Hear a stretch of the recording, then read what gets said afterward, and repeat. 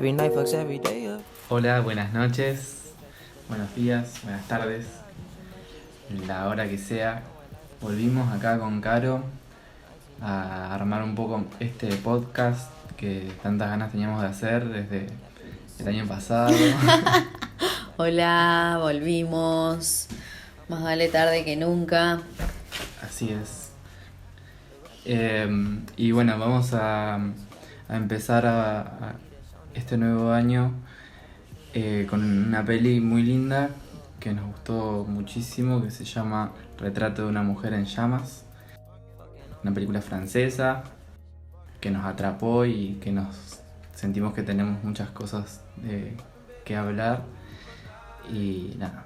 Es una peli que sale en 2019, pero que está situada a fines del siglo XVIII, de época, romanticismo a pleno y sin embargo cuenta toda la rebeldía, que es lo que le da lo moderno de hoy por hoy, creo yo, ¿no? Porque cuenta la historia de dos mujeres, el arte como cápsula de toda la película y atraviesa todas, creo yo, y el vínculo entre ellas, el feminismo también súper presente.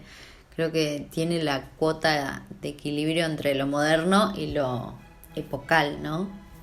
Sí, creo que ese es un punto central en cómo trata a partir del tema Siama, quizás este cambio de época desde como lo más clásico hacia esta cuestión más romántica que venía justamente a criticar toda esa estructura tan formal y trae como esa emoción de los personajes en cuestión.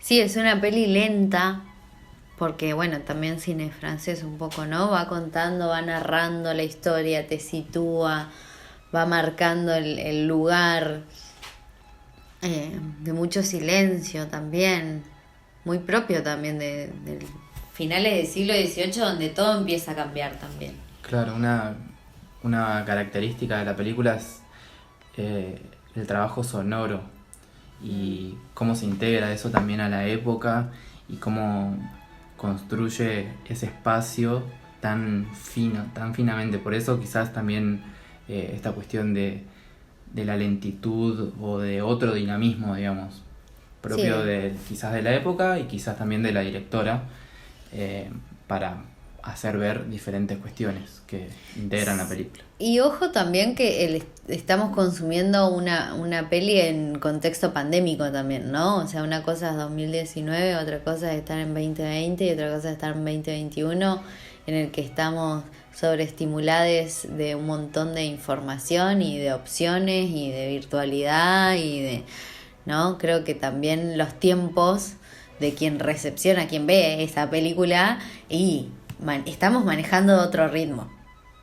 Sin duda, sí. Claramente vamos más al palo, y una peli que ya tiene características de lo que es el relato, ¿no? Cómo lo va contando, y se puede hacer más lenta porque nosotros estamos más aceleradas, creo yo. Sí.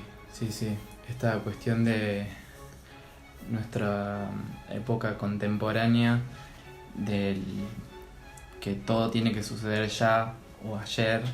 Todo para ayer. Sí, y esta cuestión también de la lógica capitalista se separa un poco de la película porque se va hacia otra época y sin embargo la directora toma una decisión que incorpora la temática del feminismo y de estas formas de vincularse como muy de ahora, y genera un contraste para mí como fundamental también entre las formas de antes y las de ahora. O sea, esto mismo que hablamos del dinamismo que nos interpela como espectadores al verlas hoy, estas películas también son desde el punto de vista de cuándo lo hizo la directora y con qué intención agregó toda esa carga de época. Sí, total. Bueno, más adelante vamos a hablar de la directora, un poco Sí, cómo ella milita y crea así es.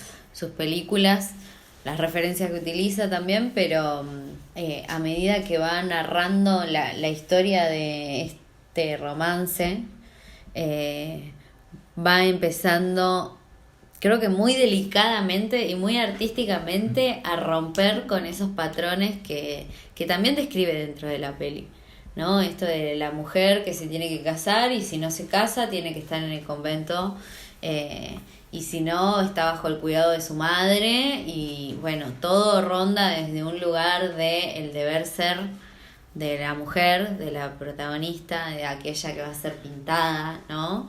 Y que ella no lo quiere bajo ninguna circunstancia y también se está como descubriendo. Creo que va hablando toda la peli de eso, de esa insatisfacción y de todo lo que la mantiene atrapada Sí, en esa realidad. Y con esto que hablabas de las lejanías y de todo, ¿no? De la época, creo que no es un dato no menor que toda la historia sucede en una isla, claro, aislada. ¿no? Toda esta historia y todo este suceso sucede en un hecho aislado y ahí es donde marca aún más lo distintivo de esta historia para esa época. Y que sin embargo no pareciera estar como aislada de ese mundo que construye la película. Eso es como súper interesante, como con poca información o quizás mucha cargada en los personajes, entendemos ese contexto y también a partir de las decisiones de, por ejemplo, que haya mayoría de mujeres, también entendemos esa carga, básicamente en una crítica al patriarcado, pero también como con detalles, no es como, no lo ves inmediatamente, sino que ella lo va construyendo con muy pequeños detalles y fluyen. Yo lo que creo es que ambas protagonistas, porque las dos son protagonistas, tanto quien pinta como quien es pintada, las dos hacen un rechazo a todo eso, esa carga de la mujer en esa época, cómo tenía que hacer, y justamente en su intimidad donde se encuentran en esto de poder sentirse comprendida, ¿no? Ella que pinta, que es una mujer que pinta con el nombre del padre, o sea que también es llamada por el padre, pero que termina firmando sus cuadros con nombre de chabón, que ella fuma tabaco, no sé, sabe de arte, que es algo a lo que no tenían acceso las mujeres en esa época también. Y del otro lado, la persona que está atrapada por el poder de su madre, ¿no? Que si no está en el convento, se tiene que casar con una persona que no conoce. Pero que dentro del convento también encuentra el arte como una vía de escape. Ella en una de las escenas lo nombra, que puedes ir a la biblioteca, que puede estar en un coro y cantar, como que en esos lugares donde se puede sentir ella y no lo que le toca hacer. Sí, tal cual. Toda esa información que la contienen estos personajes principales, protagonistas, estos personajes, son como de una sutileza increíble y que construyen como con toda esa información muchísimos puntos, muchas temáticas y el arte las integra y las representa y también las cuestiona ellas mismas a través de sus formas de hacer arte, cuestionan sus discursos, sus puntos de vista y es fundamental para la narrativa de la película, básicamente. Creo que eso también tiene que ver con lo que hablábamos al principio de los tiempos, ¿no? Porque ellas en ambos roles son correctas, ¿no? Toda la palabra del, no sé, el tiempo de la charla, tiene que ver con que ellas dos están cargadas de revolución, pero no desde un enojo, desde una ira y desde un grito hacia el afuera, sino que son muy correctas en los tiempos y que te va marcando su insatisfacción y su, comillas, anarquía para la época. Entonces, ¿desde qué lugares se encuentran en esa libertad o en ese placer o dónde se pueden sentir ellas cuando en realidad están todo el tiempo siendo correctas con lo que tiene que ser, digamos? Tanto el artista con la complicidad con su madre, la madre de quien es pintada, como la que es pintada que tampoco lo quiere, pero que sabe que está en ese lugar y que no puede correrse, ¿no? Entonces, de a poco se va animando a soltarse Lo mismo la escena cuando termina de contarle que ella la está pintando en realidad, y ahí es donde ella, lejos de enojarse, sabe que se va a terminar ese vínculo y se termina metiendo al mar, como esos límites que costaban muchísimo en el cotidiano se rompen desde un lugar de confianza y desde compañía, desde un lugar tácito, porque ellas en ningún momento se declaran su amor, comillas, o su atracción, ¿no? Sino que todo se va dando y va fluyendo. Es un montón. Todo dije. Es un montón. Sí. Y sí, todo eso lo contiene la película, estos personajes, estas protagonistas son increíbles. O sea, yo quedé impactado cuando la vi por primera vez, y creo que la vi como 4 veces. La vi 5. Y es una película que también te da eso, descubrir Un montón de data. mucho más a partir de una revisión. Y bueno, podemos empezar a hacer un gran spoiler. O no. O no. O decir, este es el momento en el Aquí que voy a van a- buscar la peli. Sí, por favor. Puedo poner Ah. el blog.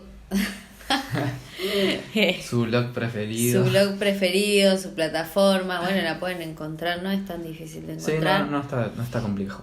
Pero Retrato de una mujer en llamas es la que vamos a seguir hablando por este rato. Y nada, están avisades. Avisades. Ahora es cuando.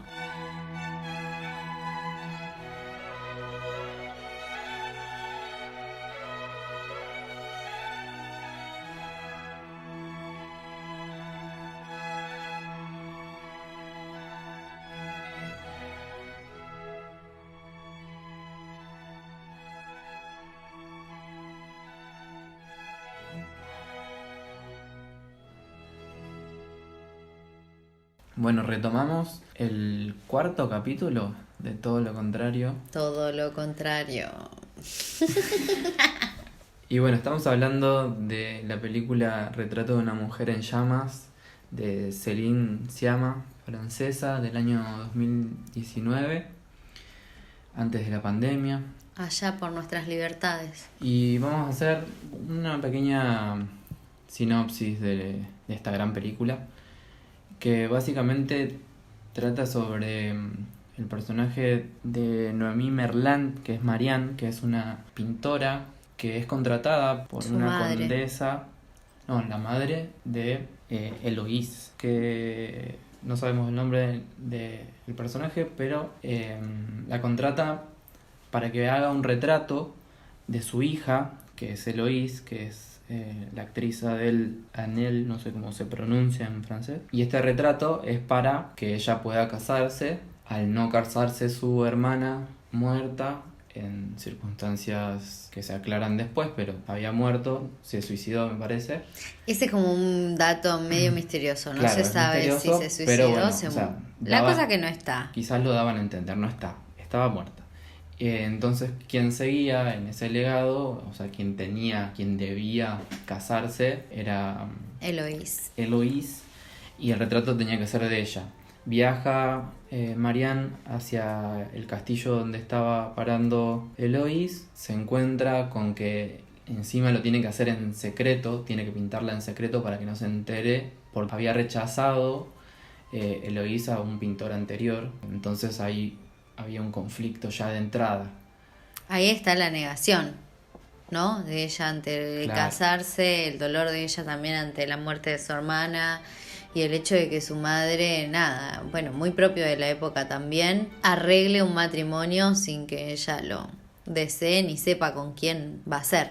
Entonces Marianne viaja, se encuentra con Eloís, empiezan a tener un vínculo, ella como planteada como su cuidadora o con quien podía salir al exterior luego de haber pasado por el convento, con Eloís digo, y a partir de ahí se forja como este vínculo que cada vez se hace más potente. Sí, ahí, permitime, es más que la cuidadora, es la acompañante, es quien la acompaña a hacer sus caminatas. Exacto. Y es la que tiene el permiso de la madre para que ella pueda salir del castillo, porque la madre la tenía encerrada. Desde la muerte de su hermana, ella no podía salir sola. Esta cuestión de la muerte aparece inmediatamente cuando salen por primera vez Eloís sale corriendo hacia como un barranco, hacia la playa, y cuando se detienen le pregunta Marianne, o sea, en realidad le dice a Eloís que eso era algo que quería hacer hace mucho tiempo, y ella le pregunta como desconcertada, ¿morir? ¿Qué te querían matar? ¿Ibas a saltar, maldita? Y Eloís le responde como muy tranquila también, como no, solo correr. Como esa sensación de libertad ya la plantea, y esa cuestión de la muerte desde el lado de la información que tenía Marianne, de la muerte de la hermana, también estaba ahí como cargadísima. Y es un muy buen inicio de ese vínculo, de ese romance también, o sea, eso. También hay un guiño a la cuestión de la tensión que tenía ese vínculo constante. Desde el primer momento ya hay una tensión de la vida misma, no sé. Exacto. Esto es como resumido, pero para que tengamos un panorama más o menos, Marianne logra retratar a Eloís y en su primer intento se frustra un poco la cuestión de qué es lo que ve Eloís retratado, y también ahí empieza otro conflicto que ya devela mucho más como la posición de cada una frente a la otra, ¿no? De lo que sentía, de esos sentimientos que se van revelando en cada escena. Inconscientemente ella como pintora sabe de que hay algo que no está completo, ¿no? Pero tiene que hacerle la entrega a la madre. O sea, tenían un trabajo. Era un trabajo, y cuando ella termina de revelar también su propia identidad para con ella, porque ella elige ser quien le cuenta: te pinté a escondidas, soy pintora y hice un cuadro de vos. Y la evolución de Eloís no es para nada positiva. O sea, le encuentra el talón de Aquiles a la artista, ¿no es cierto? Sí. Y desde un lugar también súper personal de ellas dos. Entonces ahí es donde está la disconformidad, creo yo. Y ahí me parece que está esta cuestión del pasaje de eso clásico a lo romántico, o sea, lo clásico sostenido en este trabajo, en eso formal, que era como cumplir con el retrato para otra persona, y que no tenía, que Eloís se lo marca, no tenía sentimiento, no tenía emoción, no tenía algo de ella, de la propia pintora. Claro. Que eso empieza a suceder con las referencias históricas del romanticismo, que instalaron esta cuestión de lo emocional por sobre esa razón. Y es que ahí hay un cambio de era, no es lo mismo Sí. el siglo XVIII que el siglo XIX. O sea, empiezan a notarse un montón de otras cosas que estaban también en esa sociedad, ¿no es cierto? Es ahí donde lo emocional o lo sentimental o el conectarse tiene otro valor para la sociedad de ese momento. Hay algo que se está rompiendo. Y bueno, para como más o menos cerrar esta síntesis de lo que va ocurriendo en la trama de la película, nos encontramos con la frustración en un primer momento de Marianne con la pintura, y al mismo tiempo es una frustración de ese encuentro con alguien que sabe que no va a poder suceder absolutamente nada, y de ese romance efímero, porque ella ya sabía que se tenía que ir, o sea, iba a cumplir con un trabajo y se iba, nada más. Pero No, y después se posterga por 5 días más cuando ella le dice, bueno, Eloís termina diciéndole a su madre se queda, es la que vuelve a tomar el poder, porque ya está desde otro lugar, más confiada, no sé, creo que hay ahí también una ruptura en el personaje, ¿no? Esto de ser la misteriosa, la callada, no, Eloís empieza a poder abrirse en qué es lo que le pasa con Marianne, y cuando ve que se tiene que ir, porque ella también se da cuenta de que todo tenía un límite y que era la fecha, lo posterga diciéndole me voy a dejar retratar, que era como para mí el gran primer problema de la peli. Como que el primer yeite viene desde la mirada, desde la observación, desde el silencio, desde que el pintor anterior no pudo retratar su rostro. Retrata todo su cuerpo, el vestido, todo, pero no puede retratar su rostro. Y cuando Marianne se enoja con la devolución del cuadro, lo primero que hace es borrar el rostro.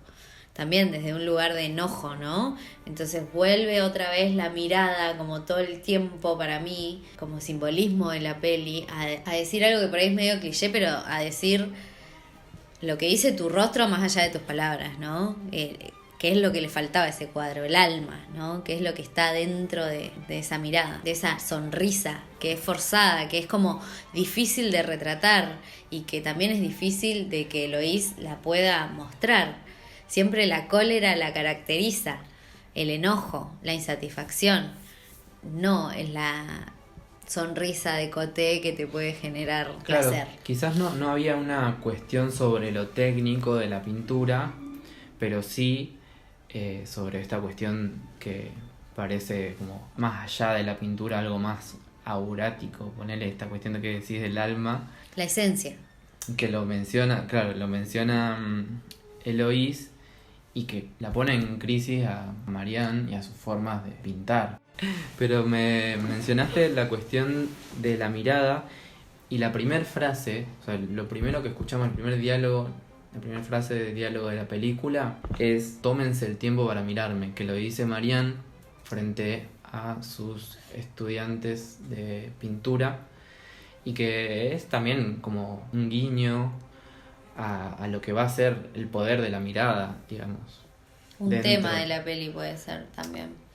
No solo un tema, o sea, me parece que abarca muchísimo más que un tema, porque quizás no trabaja en la mirada como un concepto, pero sí hay una importancia desde la forma de la directora, de cómo pone ella en juego a la mirada entre los personajes. Sí, atraviesa toda la película. Y está también en los mismos cuadros. Lo cual es un gran logro, porque en el cine poder plasmar o poder dar información sin tener que estar mostrándola o diciéndola es un desafío. Y me parece que ella como directora lo logra. Y un poco tiene que ver con lo que hablábamos al principio del podcast, que es el tema del tiempo. Se toma el tiempo necesario para que vos puedas entender el código que hay y qué es lo que se quiere decir sin la palabra de por medio, sino con miradas. Y eso, no sé, me saco el sombrero porque es algo que es muy difícil de poder transmitir, pero está logrado. Bueno, es una posición. Sí, pero sí, estoy de acuerdo. Estoy de acuerdo, sí.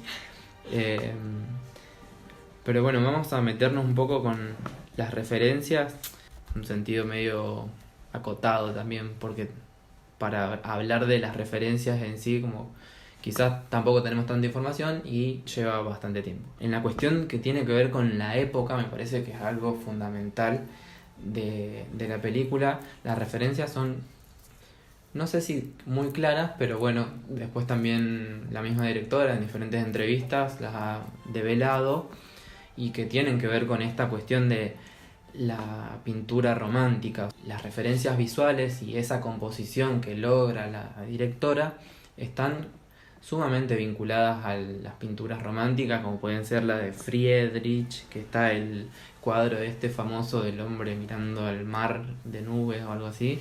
El caminante sobre el mar de nubes. Ahí va. Y otro que nombra ella. Que además, o sea, más allá de esa referencia de pintura, creo que también está mucho en la locación de la peli, ¿no? En esto de el mar, la espuma del mar, cómo ella mira, esto que hablábamos en la primera escena, que corre hacia el mar derecho. Claro. Y otra con respecto a esa referencia geográfica, que es un lugar de Gran Bretaña, por ahí, o sea, hay una referencia que nombra la directora con respecto a el primer momento en el que vemos la playa con las rocas, que vemos el personaje de Eloís hasta medio desorientada, pero por esa inmensidad, me parece. Que tiene que ver con una referencia de un planeta de Star Wars que se llama Tatooine, y si buscan imágenes tiene esta cuestión de eso desértico, esta cuestión como de rocas y de colores así pasteles. Bueno, eso también claro. Iba a decir, en cuanto a las referencias, creo que lo epocal está muy visto también en los colores que utiliza. Esto de ella y la casa, Eloís siempre de azul, siempre de colores que resalten también su belleza hegemónica de mujer rubia, blanca, de ojos claros, ¿no? Y el contraste del rojo, de la pasión, que también se da en esa época, que es el que tiene Marianne, que es la artista. Ella siempre está de colores rojos. Y después aparece el color verde abortero, que es súper estridente, que rompe con esos dos colores que por ahí son súper armoniosos. Y creo que también en eso juega mucho con lo complementario, ¿no? Como ellas dos opuestas complementarias y los colores que utiliza también la directora, no solamente desde los vestuarios, sino desde las casas, ¿no? Porque la casa también ocupa un lugar para mí bastante importante en la historia, sino también de los atardeceres y los momentos de afuera, ¿no? Esto de la inmensidad y del horizonte también está todo ligado en paletas de colores. No sé, me parece como que es una peli que está muy pensada y que nada está librado al azar. Todo está como diciéndote algo. Es como una construcción de otra pintura, otra forma de pintar. La elección de esa locación, la cuestión de la fotografía, la cuestión del arte, el vestuario, todo arma en conjunto esta composición sumamente epocal, sumamente romántica, o quizás no tan romántica, pero sí con referencias a esa época. Sí, y bueno, también es importante decir en este momento de que todo el equipo técnico de esta peli son mujeres también, ¿no? La directora de arte, la directora de fotografía, o sea, son todas mujeres que se aglomeran para dar este mensaje y creo que está para mí bien dado en el sentido de que se puede llegar a comprender cuál es la idea, cuál es el tema, qué es lo que se está queriendo refutar, ¿no? Asimismo también como la sexualidad de ellas, ¿no? O sea, es de gustarse entre mujeres, que también es algo como nuevo y que coquetean con eso, pero que no es algo que está totalmente prohibido. Hay como un lugar a ese juego. Otra referencia, volviendo a las referencias, que me parece muy interesante, y estamos hablando del mito de Orfeo y Eurídice, se instala en una escena donde están los tres personajes de Eloís y Marianne con la criada,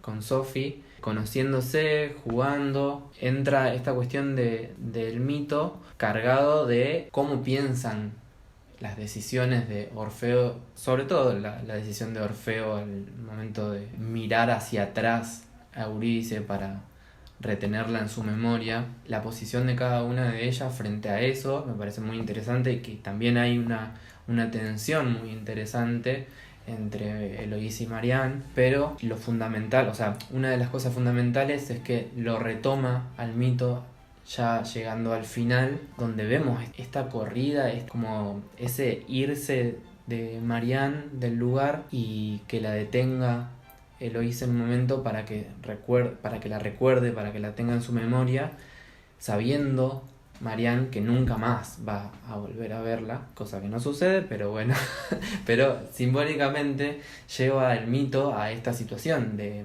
algo que se va a terminar, pero que va a continuar en la memoria, en este caso de Marianne.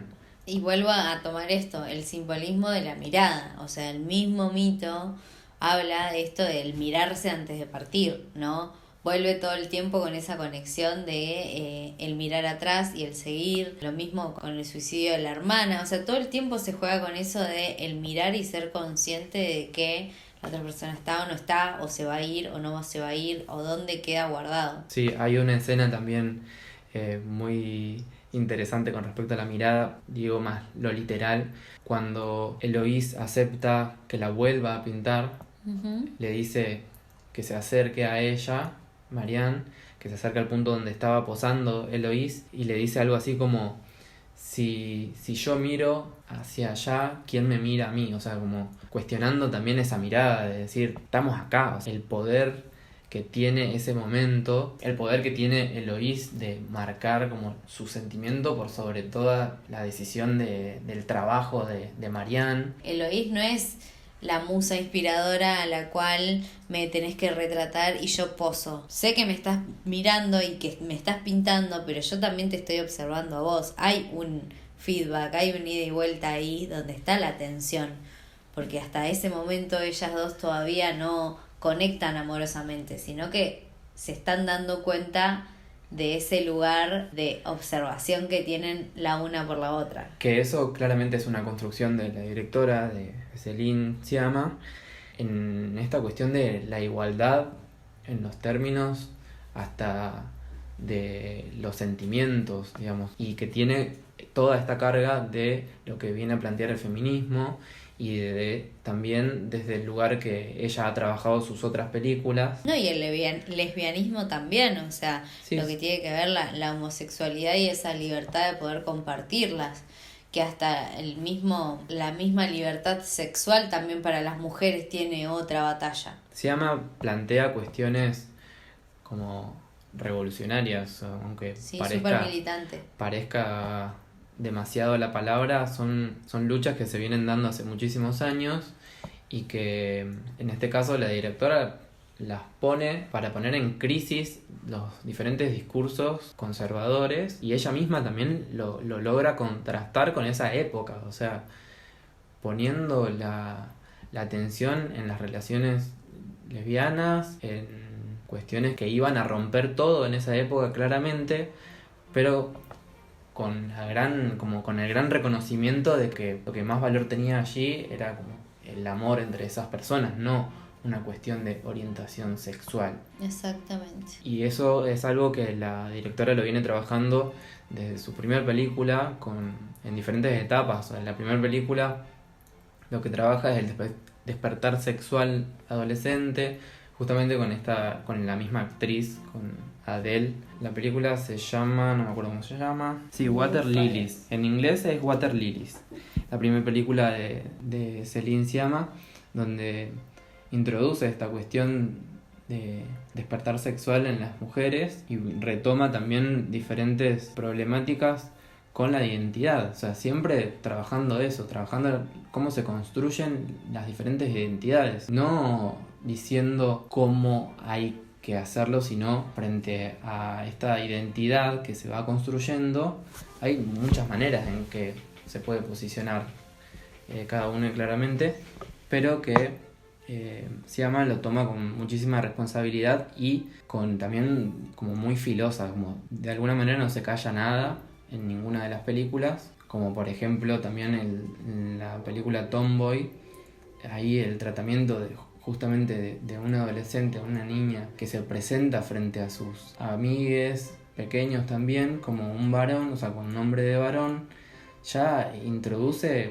como una temática súper polémica para discutir, pero que sucede, que nuestra realidad está atravesada por todos esos cambios o todas esas formas de poder construir las identidades, y aquí en Retrato de una mujer en llamas la sexualidad es un tema central, pero quizás no está en la superficie.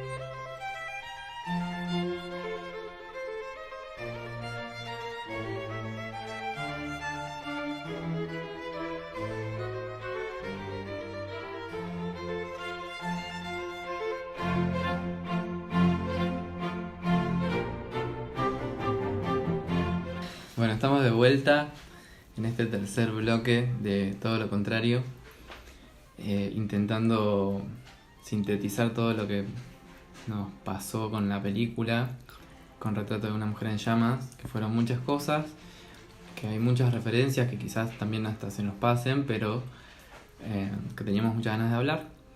Y una que quedó ahí en el tintero era la música. O sea, en realidad la cuestión sonora tiene muchísimo poder también en la decisión de Céline, y que por un lado tiene que ver con lo natural de los sonidos. Escuchamos el sonido ambiente o la construcción ambiental del sonido como muy preponderante. Siempre en los momentos de intimidad escuchábamos el fuego, siempre como nos construía los ambientes con diferentes sonidos. Es como que te mete en la escena, es como que estás ahí, ¿no? Sos parte de la fogata, sos parte del encuentro. Nada, creo que el silencio también ocupa un lugar muy primordial como símbolo. ¿Qué sería el silencio? Una cosa es que no haya sonidos o que no haya qué. No, creo que el silencio tiene que ver con esto de darle la atmósfera, el aura, el lugar. ¿no? En la época. Pero además también esto de que hablabas del símbolo del fuego y escucharlo, ¿no? Esto de cuando ella pinta también, se escucha el crayón en el lienzo, o sea, como que es muy fino todo el tiempo, qué es lo que se escucha. Es un silencio no silencio. Si vamos a hilar fino, el silencio no existe.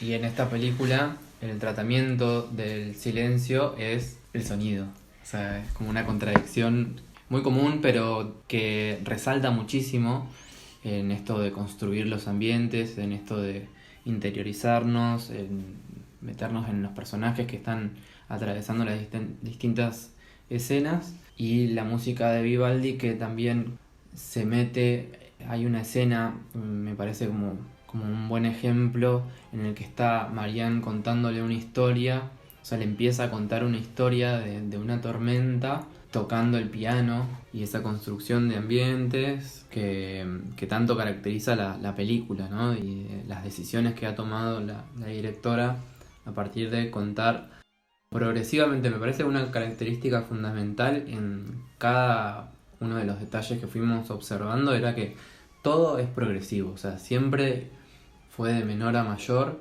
tanto la cuestión sonora, tanto la cuestión de los espacios, tanto la cuestión de los vínculos y de cómo fue trabajando ese erotismo. Me parece como que la película va ganando como fuego a medida que va pasando y termina explotando.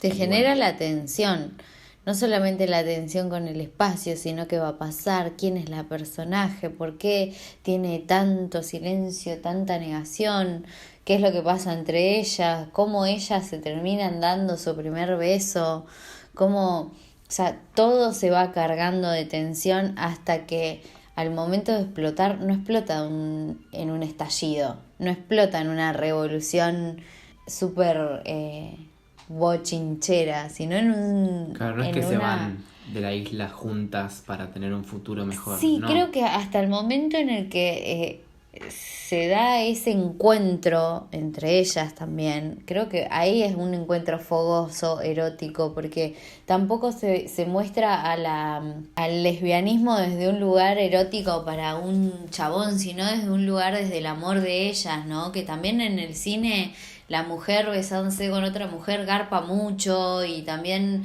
erotiza un montón de lados que por ahí tienen que ver más desde un lugar más comercial para mí, ¿no? Desde cómo muestra esa homosexualidad, ese amor, cómo toda la tensión que se va dando, cómo todo lo que se va cargando de sentido termina explotando, pero desde un lugar sutil también, ¿no? Desde un lugar, por eso el fuego me parece que es como el elemento más hermoso, voy a decir, desde el romanticismo que da, como un simbolismo que tiene que ver con eso, con el inicio, con la expansión, con el explotar, con algo que se enciende, pero no que revienta. Me parece que es un gran reflejo de lo que fue construyendo Céline Sciamma a lo largo de la película y en la caracterización de cada personaje, como que fue ganando esa pasión interna, fue como superando cualquier impedimento o cualquier dificultad que se iba generando. También estas tensiones tienen que ver en la película con las normas, ¿no? Con lo que está establecido, con la estructura patriarcal, por sobre todo. Con el mandato social. Que es algo sumamente peligroso exponerse para ellas, pero al mismo tiempo inevitable el poder expresarse todo ese amor y toda esa carga erótica también, digamos, a partir de sus cuerpos, porque era lo que sentían. Sí, y también de que desde dónde encuentran ese lugar de empatía para con esa incomodidad de cada una, para con eso de me siento distinta a, no quiero esto que tengo que, hay una complicidad, hay un entendimiento, hay una empatía de una sobre la otra. Y creo que ahí es donde el arte viene como eje transversal en toda la película. Cuando Marianne llega, Eloís le pide un libro, si está leyendo un libro, ¿cuál? Y se pone a leerlo. Desde esto de la pintura, desde esto de la música, desde esto de cuando se sientan las dos a tocar el piano, como son esos momentos en los que se pueden abstraer y olvidar de toda su carga y de toda su maldita realidad, ¿no? Pero y ser ellas. Sí, hay algo que menciona la directora en una de sus entrevistas, es que justamente ella tuvo la intención de generar esta carga intelectual a través del arte y a través de la construcción de los personajes y esta cuestión erótica como equilibrando y dándole cada vez más espacio dentro de todo el desarrollo de la película y generando ese progreso también en eso intelectual y eso más pasional, más hacia lo erótico que tienen los personajes. Al mismo tiempo que hay tensiones, hay equilibrios. Y nada, por ahí seguir rescatando como las cuestiones que marca la directora de la empatía y el feminismo. Creo que el rol de Sophie, la sirvienta del momento, también ocupa un lugar ahí. Hay una triada en esas mujeres, hay una complicidad, ¿no? Siendo de que Eloís con Sophie siempre tuvieron una relación de silencio y mucha distancia, incluso miedos, no sé. Al momento de que llega Marianne se convierten ahí en un grupo de amigas, ¿no? Esto de el aborto de Sophie también las une un montón a Eloís y a Marianne. Esto de la noche de bruja, justamente cuando ella su vestido se prende fuego. Sophie siempre tuvo información, siempre supo y siempre estuvo acompañando, ¿no? Y creo que eso también está sumamente cargado de feminismo. ¿Entendés? No solo el hecho de que Sofía es la que tiene que abortar en ese momento y es quien la lleva al grupo de brujas o de encuentro de mujeres donde ellas también se encuentran libres. Ahí también hay una mirada en ese fuego, ¿no? En esa aquelarre que hay, se dicen un montón de cosas. Y nada, me parece que es propio también de la bandera feminista que levanta la directora, de cómo el sentir se comprende y se entiende sin la necesidad de explicaciones, tanto en ellas dos como vínculos sexoafectivo, artístico y de historia, sino como también con Sophie, que es un personaje secundario pero que viene a decir un montón de cosas también. Sí, creo que todo esto que mencionás no hace más que reafirmar una postura política de la directora que lo viene haciendo en todas sus películas y que pone en crisis también los discursos de ahora también. Se enfrenta a Polanski, que es un gran director de cine, o sea, en pleno 2019, en plena escena de la celebración de los Oscars, se levantan y se van, o sea, todo el tiempo están... No eran los Oscars. No, eran los Oscars de Francia o de Italia, o sea, como una forma de decir los Oscars. Era una presentación en otro festival donde se lo reconoció al director Polanski como mejor director de una de sus últimas películas. Después de haber sido denunciado por un montón de actrices y mujeres de la industria del arte por sus abusos, ¿no? O sea, no es un dato menor. Y condenado. Y condenado también, o sea, sin embargo, la industria del cine parece hacer la vista gorda frente a todas estas situaciones políticas que suceden dentro del cine y dentro de lo que es el patriarcado y dentro de lo que es el feminismo, y que parece aquí no ha pasado nada, a pesar de que tenga, nada, ya sentencias encima, sigue siendo reconocido, ¿entendés? Y creo que la denuncia de Siama va más allá de lo que quiere contar en esta película, sino como una militancia de mujer, primero, y de directora de cine, segundo, y sus formas de contar las historias están totalmente atravesadas por eso. Sí, una anécdota de lo que sucedió esa noche de premios fue que tanto Celine como Adele y Noemí, la actriz que hace de Marianne, se levantaron y se fueron en señal de protesta al premio que le habían dado a Polanski, y Adele grita como viva la pedofilia, o sea, dando a entender que habían Es una victoria. consagrado, claro, Exactamente, a un es una victoria del pedófilo, a un patriarcado. abusador. Y bueno, es explícita el posicionamiento de la directora y de las actrices, y también lo rescatamos de las películas.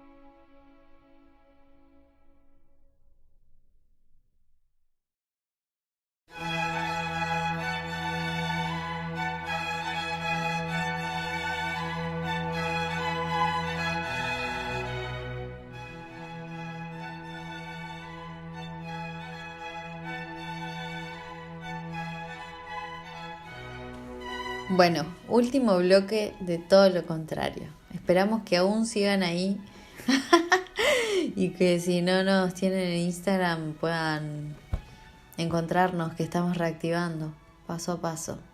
Así es, seguimos aquí culminando con todo lo que nos dejó Retrato de una mujer en llamas, y que una de las cuestiones que me parece que no quedaron, sino como una más, tiene que ver, así como la fuerza de la mirada, creo que también está la fuerza del fuego, y que es algo que vos habías dicho al principio que querías hablar. Y un pequeño gran detalle que ocurre en una escena de Marianne pintando, viendo un cuadro de Eloís con una vela, iluminándola, y la reflexión sobre eso me interesa de lo que pensabas. Sí, bueno, si vamos a hablar del fuego como simbolismo, creo que empieza desde ese lugar. Ya la actriz empieza la peli diciendo Retrato de una mujer en llamas. Nombra el título de la película, que eso tampoco surge siempre en el cine, ¿no? Me parece algo distintivo. Pero que además el fuego ocupa un lugar, y el agua también, pero muy simbólico en todo lo que significa. Creo que todo este enojo, toda esta rebeldía, o toda esta pasión y todo este amor que transcurre en la peli está concentrado en el fuego. Y hay una escena en la que Marianne, la noche antes de entregar su primer cuadro, chequea el cuadro final que había dejado el artista anterior, que no pudo terminar, en el que le faltaba el rostro, y con una vela va iluminando los trazos a trazos de cómo las pintó otra persona que no sea ella, y ve la diferencia en sus manos, creo yo, en unas pulseras, como que eso no caracteriza a Eloís. No solo eso, sino que cuando se acerca a su corazón, el cuadro se prende fuego, se empieza a prender fuego. Y esa escena me parece sumamente preciosa, realmente. Es como ella va chequeando desde un lado técnico la pintura, se prende fuego el corazón, y ella está en un momento de quiebre en el que está empezando a sentir cosas por Eloís, pero tampoco las identifica, no las tiene muy claras. Me parece como la poética que utiliza en esos momentos. En la que te das cuenta que estás hasta las manos con la otra persona. Estás prendida a fuego, chabón. Literal. Tiene esta cuestión de lo fantástico.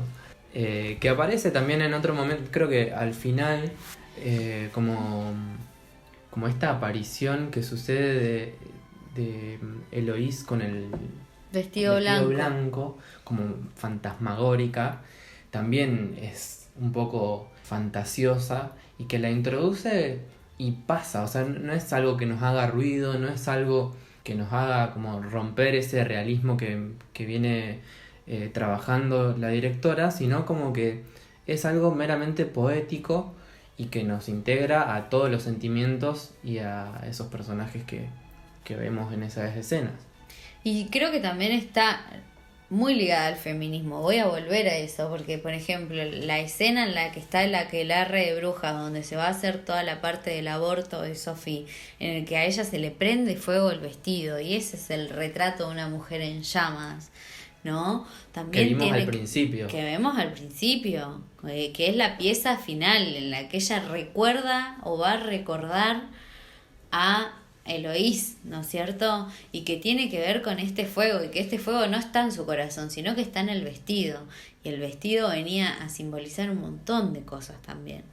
Entonces, creo que el fuego todo el tiempo es el centro, ¿no? Y va a llevar, obviamente, al título de la película.